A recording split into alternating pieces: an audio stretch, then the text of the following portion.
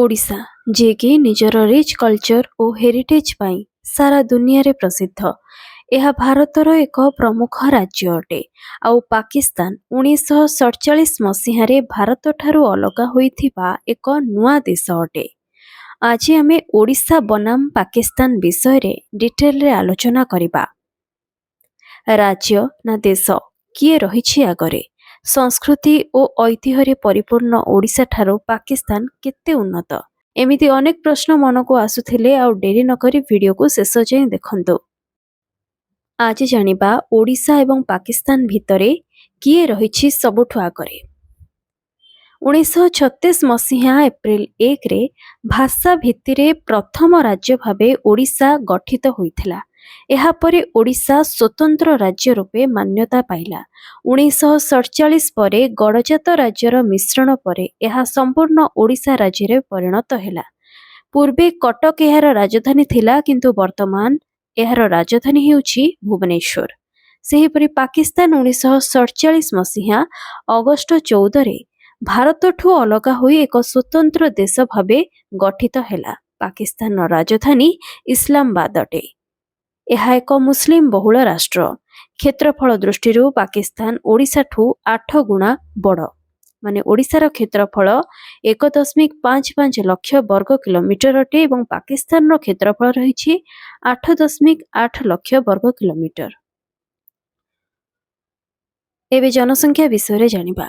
ओडिशार जनसंख्या 4.5 कोटी होइथिबा बेले पाकिस्तान रो पॉपुलेशन रही 24 कोटी।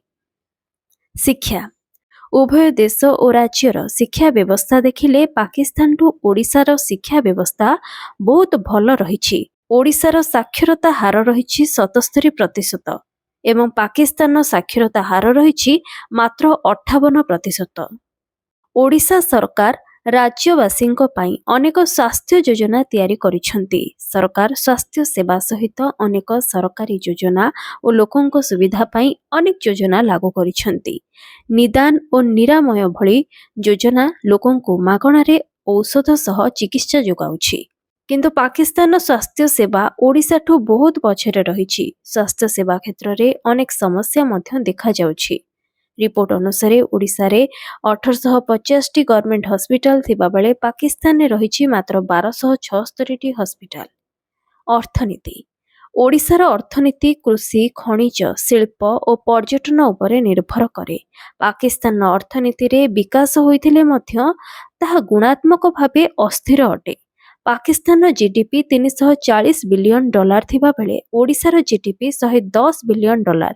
किंतु सबुठु मुख्य कथा हेउछि ओडिशार ग्रोथ रेट 7.2% थिबा बेले पाकिस्तान ग्रोथ रेट रही 0.3%।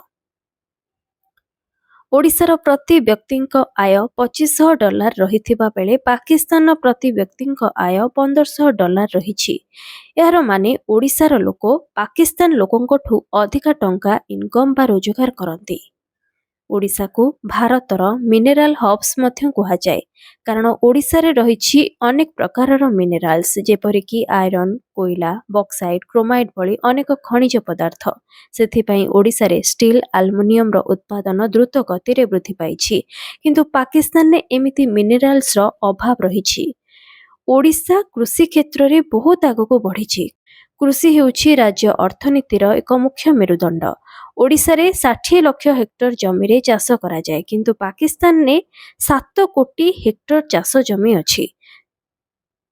तथापि उन्नत धरणर चाष प्रणाली रे अभाव हेतु पाकिस्तान ने बेसी उत्पादन होई पारु नाही, जहा पई एहा अर्थनीति क्षेत्र में पछरे रही। सबुठु बड़ कथा हेउछि पाकिस्तान जल पई भारत उपरे निर्भर करे। इन्फ्रास्ट्रक्चर रे मध्य ओडिशा दिनकू दिन आगको बढ़ी चलीछि। सहर गुडी को स्मार्ट सिटी रे कन्वर्ट करिवार चेष्टा चलीछि। पर्यटन। एही क्षेत्र रे उभय देश और राज्य अधिक आय करिथान्ते, किंतु वर्तमान जे ओडिशा एथिरे पाकिस्तान ठू आगरे रही।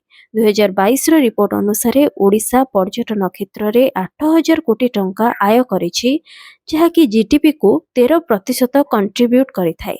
सेहीपरि पाकिस्तान 2022 रो रिपोर्ट अनुसार 1600 कोटी टूरिज्म क्षेत्र में आय करिथिला। ଏମିତିରେ ଓଡ଼ିଶାର ଟୁରିଜିମ୍ ପାକିସ୍ତାନ ଭଳି ଦେଶକୁ ବି ପଛକୁ ପକାଇଛି। ଆମ ଓଡ଼ିଶାରେ ଅନେକ ବିଶ୍ୱ ପ୍ରସିଦ୍ଧ ପର୍ଯ୍ୟଟନ ସ୍ଥଳୀ ରହିଛି, ଯେଉଁଥିପାଇଁ ବିଦେଶୀ ପର୍ଯ୍ୟଟକ ମଧ୍ୟ ଏଠାକୁ ବୁଲିବାକୁ ଆସନ୍ତି। ସୁରକ୍ଷା ଦୃଷ୍ଟିରୁ ବି ଓଡ଼ିଶା ପାକିସ୍ତାନଠୁ ଆଗରେ ରହିଛି। ଇତିହାସ ଓ ସଂସ୍କୃତି। ଓଡ଼ିଶାର ଇତିହାସ 2000 ବର୍ଷ ପୁରୁଣା ଅଟେ, ଯେଉଁଠିକି ଅନେକ ରାଜା ଆସି ଶାସନ କରିଛନ୍ତି। ଆଉ ଇତିହାସ ପ୍ରସିଦ୍ଧ କଳିଙ୍ଗ ଯୁଦ୍ଧ ବି ଆମ ରାଜ୍ୟରେ ହୋଇଥିଲା, ଯାହା ପାଇଁ ଓଡ଼ିଶା ସାରା ଦୁନିଆରେ ଜଣା। କିନ୍ତୁ ପାକିସ୍ତାନର ଇତିହାସ 1947 ମସିହା ପରେ ହିଁ ଆରମ୍ଭ ହୋଇଛି। ଏଠାରେ କେବଳ ଯୁଦ୍ଧ ଓ ଆତଙ୍କବାଦ ହିଁ ବୃଦ୍ଧି ପାଇଛି। ଓଡ଼ିଶାରେ ବେଶୀ ସଂଖ୍ୟାରେ ହିନ୍ଦୁ ବାସ କରନ୍ତି। ଓଡ଼ିଶାରେ ରଥଯାତ୍ରା, ସମ୍ବଲପୁରୀ ଶାଢ଼ୀ ଓ ପଖାଳ କଂସା ବିଶ୍ୱ ପ୍ରସିଦ୍ଧ ଅଟେ। ଏଠାରେ ବିଭିନ୍ନ ପ୍ରକାରର ବ୍ୟଞ୍ଜନ ତିଆରି କରାଯାଏ, କିନ୍ତୁ ପାକିସ୍ତାନରେ ବେଶୀ ନନଭେଜ୍ ଖାଦ୍ୟ ଲୋକମାନେ ଖାଇଥାନ୍ତି। କଳା ଓ ସଂସ୍କୃତି। ଏହି କ୍ଷେତ୍ରରେ ତ ଓଡ଼ିଶାର ତୁଳନା ପାକିସ୍ତାନ ସହ ଆଦୌ କରାଯାଇପାରିବ ନାହିଁ, କାରଣ ଆମ ଓଡ଼ିଶାର କଳା ଓ ସଂସ୍କୃତି ବିଶ୍ୱରେ ଅଦ୍ୱିତୀୟ ଅଟେ। ଚଳଚ୍ଚିତ୍ର। ଓଡ଼ିଆ ଚଳଚ୍ଚିତ୍ର ଜଗତକୁ ଅଲିଉଡ୍ କୁହାଯାଏ। ଏହାର ପ୍ରଥମ ଫିଲ୍ମ ସୀତା ବିବାହ 1936 ମସିହାରେ ଆସିଥିଲା। ପାକିସ୍ତାନର ସିନେମା ଜଗତକୁ ଲଲିଉଡ୍ କୁହାଯାଏ। ଏହାର ପ୍ରଥମ ଫିଲ୍ମ ତେରି ୟାଦ୍ 1950 ପରେ ହିଁ ଆସିଥିଲା। ଏବେ ଚାଲନ୍ତୁ ଜାଣିବା ବେକାରୀ ଦର ବିଷୟରେ। ଓଡ଼ିଶାର ବେକାରୀ ଦର 3.1% ରହିଥିବା ବେଳେ ପାକିସ୍ତାନର ବେକାରୀ ଦର ରହିଛି 6.3%। ତେବେ ଓଡ଼ିଶା ଗୋଟିଏ ରାଜ୍ୟ ହେଲେ ମଧ୍ୟ ସାଂସ୍କୃତିକ ଓ ଐତିହାସିକ କ୍ଷେତ୍ରରେ କୌଣସି ଦେଶଠୁ କମ୍ ନୁହେଁ। କିନ୍ତୁ ପାକିସ୍ତାନ ଗୋଟେ ଦେଶ ହେଲେ ମଧ୍ୟ ଅନେକ କ୍ଷେତ୍ରରେ ଓଡ଼ିଶାଠୁ ପଛରେ ରହିଛି। ତ ଆଜିର ଓଡ଼ିଶା ଭର୍ସେସ୍ ପାକିସ୍ତାନକୁ ନେଇଥିବା ଏହି ଇଣ୍ଟରେଷ୍ଟିଂ ଭିଡ଼ିଓଟି ଆପଣଙ୍କୁ ଯଦି ଭଲ ଲାଗିଛି ତେବେ ଏହାକୁ ଲାଇକ୍ କରନ୍ତୁ, ଖୁବ୍ ମାତ୍ରାରେ ସେୟାର କରନ୍ତୁ। ଆପଣଙ୍କୁ ଆଜିର ଏହି ଭିଡ଼ିଓଟି କିଭଳି ଲାଗିଲା ମୋତେ କମେଣ୍ଟରେ ନିଜ ଫିଡ଼ବ୍ୟାକ୍ ନିହାତି ଜଣାଇବେ।